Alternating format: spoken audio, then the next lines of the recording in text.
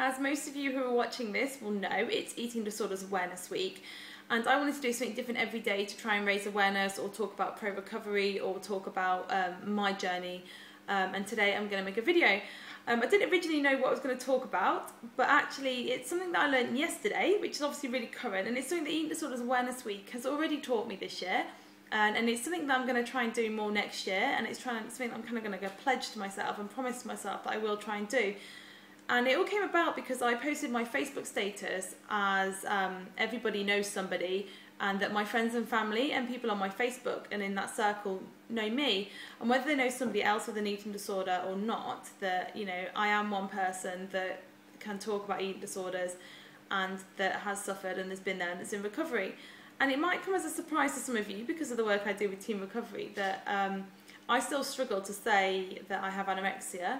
I'm more likely to say that I'm in recovery from an eating disorder, or that that I'm recovering from an eating disorder, rather than I have anorexia. And at the moment, I still do have anorexia, and at the moment I'm still trying to fight it. But putting that as my status is still really hard, and saying the words are still really hard. But what I am going to work on is when I say them to people, and when people find out for the first time that I have anorexia or that I'm in recovery, is not having to prove that, because it occurred to me when I taught at work about it for the first time yesterday, that when I say I have anorexia, or when I say I'm in recovery from anorexia, my automatic thoughts are, how am I going to prove it? And they're going to think I'm lying. Nobody except for myself thinks that I'm lying when I say I have the words anorexia. After all, anybody other than an anorexic wouldn't say it if they hadn't got it or hadn't suffered from it. But in my warped little brain, I think somehow by saying it that people are going to want evidence. That means, you know, I need to eat healthier foods at work now, or I can't have chocolate because they won't think that I'm being honest about my anorexia. They'll think I'm lying about it. And one thing I am pledging today is that from now on, I'm going to make sure that when I say the words that I have anorexia, when I talk about eating disorders, is not to let myself think that I have to go and enter into behaviours to prove that. And I think that can be quite destructive, and I think that can hold you in your illness. And I think actually in the last 18 months, it's probably held me there. It's held me here, and it's stopped progress as much as I could have made, because when I've said the words, or when I've thought about it, I've thought and panicked that people are going to want to see evidence that I am anorexic. And like I said, it's only me that doesn't believe it still. And that sounds really strange because of the work I've done with Team Recovery over the last 12 months, that I still think like that.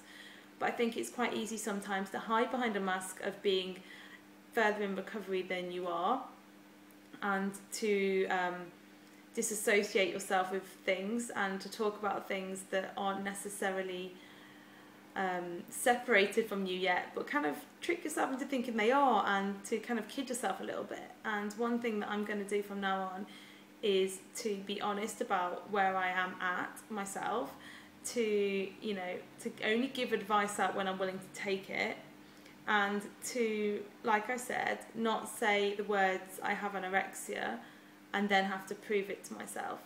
And also to take the compliment when people say that it's admirable and inspiring, and that I'm strong for fighting, because a lot of people will know that for an anorexic, or for someone suffering with anorexia, that to hear that you're strong and courageous for fighting the illness doesn't feel like a compliment.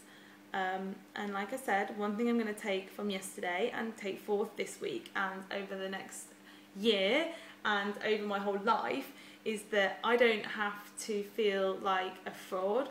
I don't have to think that it's weak to fight. I don't have to try and prove that I have an eating disorder, or, you know, when I have recovered, that I don't have to prove that I was anorexic. And just because I'm a healthier weight, just because I eat chocolate, and just because I eat sweets and cakes and things, doesn't mean that I'm lying about my eating disorder. It means that I've got the strength and courage to fight my eating disorder. And I think that's a big difference. And it's something I still struggle with, and it's something that I'm going to work on. And like I said, my pledge to myself this Eating Disorders Awareness Week is going to be able to admit that I have an eating disorder, to say the words I have anorexia, but also say the words that I'm strong enough to fight it, and that's what's led me here today. So thank you to the people that have complimented me on being able to talk about my eating disorder and to talk about mental health and to talk about eating disorders in general, because I'm going to carry on doing it. I have a voice.